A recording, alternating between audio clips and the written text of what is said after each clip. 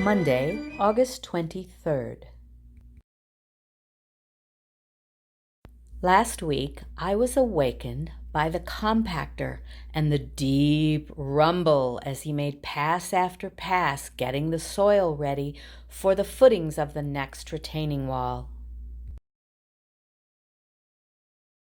After several hours, he had the entire right side of the retaining wall compacted to specifications so they could start digging the trench for the footings. Soon, this worker came rolling along with what looked like narrow drainage mat to be placed along the base of the retaining wall. When it was totally unrolled, it looked like we had a big black snake running along the wall. When the drainage mat was secured against the base of the retaining wall, they started doing more dirt prep. I only thought they were finished. Little Cat spent the morning making numerous trips from down by the solarium all the way up to the top by Mikasa, dumping loads to get the area level. Eventually, he started pushing the dirt down. In the beginning, it looked like he might become part of the landfill. It was such a steep hill. Compactor returned, and you could feel it in your chest as he went back and forth between Mikasa and the solarium, doing more prep work.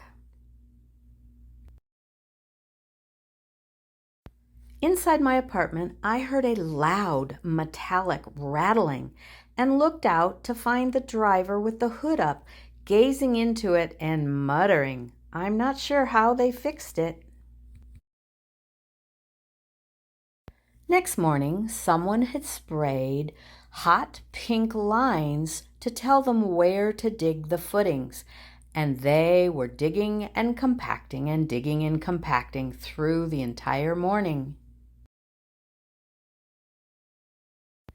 I wondered, once you start digging, how do you see where the edge of the lines really are? As those workers continued to dig, another worker was attaching boards to make long pieces. Electrician Dave was digging a trench between the maintenance shed toward the tree by door 3.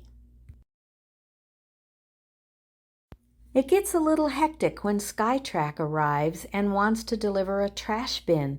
Look down by his right front tire. There's boards over a trench. Hudo and Guadalupe arrive to cut rebar that will go into the footing trench. They switch off as it is hard and hot work, depending on how you're standing. I told Guadalupe he'd have to eat more donuts if he's mashing rebar with his body weight. I called down in the afternoon and told them I had missed them and asked if they'd missed me. Hudo said, a little bit.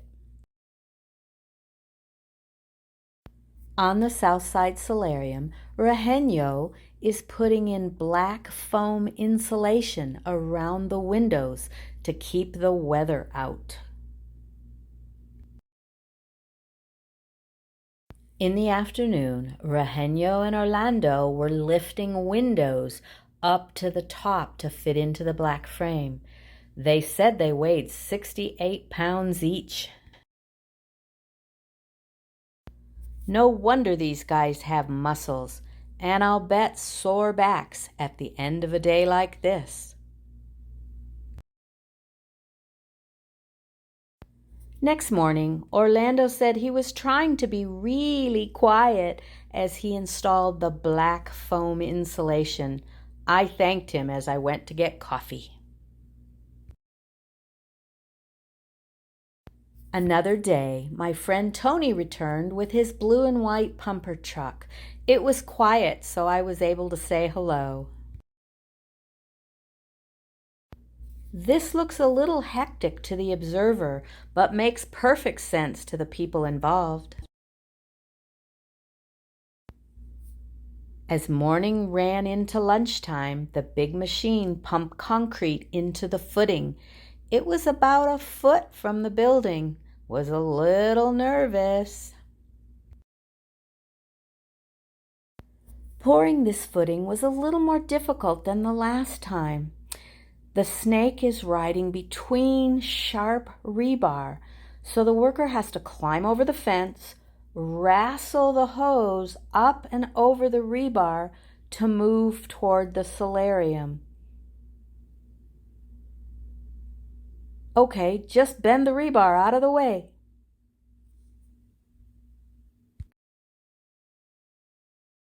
When the final concrete arrived, they were more than ready to finish up, hydrate, and eat some lunch.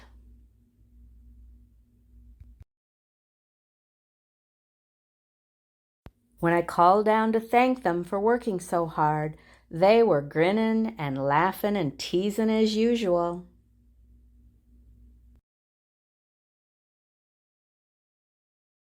Before they were totally finished, a worker filled a wheelbarrow with concrete and went up to the Mikasa area.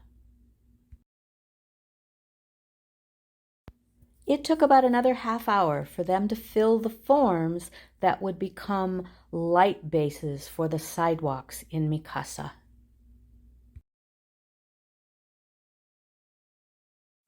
Even Don and our scooter hawks stop to watch when something exciting is going on. In the pool courtyard, the metal soffit material finally arrived and is being installed around the fitness classroom.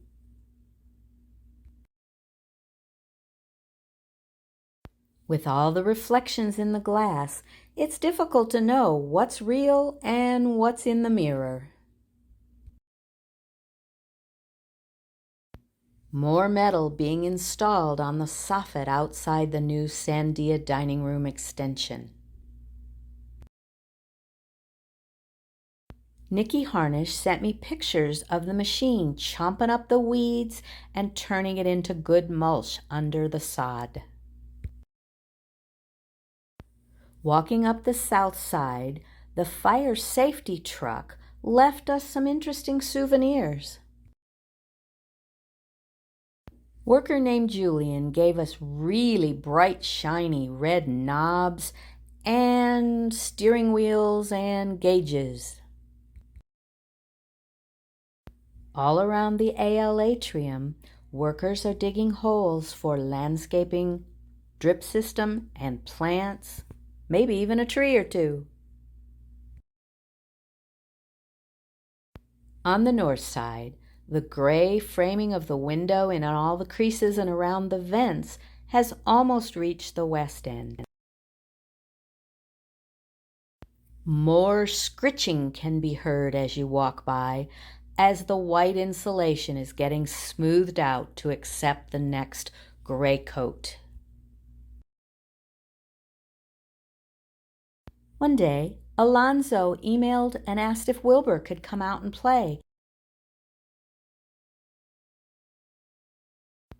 Wilbur thought it was very interesting, but didn't think he'd have the strength to wrestle that hose as it sprayed gray coat all over the building. Wilbur likes heights, but he thinks they have to work really hard to get from top to bottom of the scaffolding. On the north side, workers continue to feed bags and water into the machine to keep the gray hose full. Later in the week, they were applying the color that is the next coat after the gray. By the end of the week, color had reached 2/3 of the way toward the west end of the 6000 wing. In the healthcare demo, piles of dirt are gone, and they told me they were getting ready to pour concrete the following day.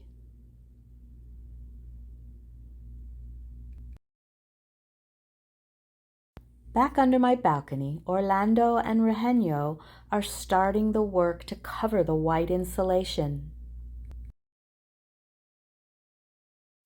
It turns out to be a U-shaped clip that slides over the top of the insulation.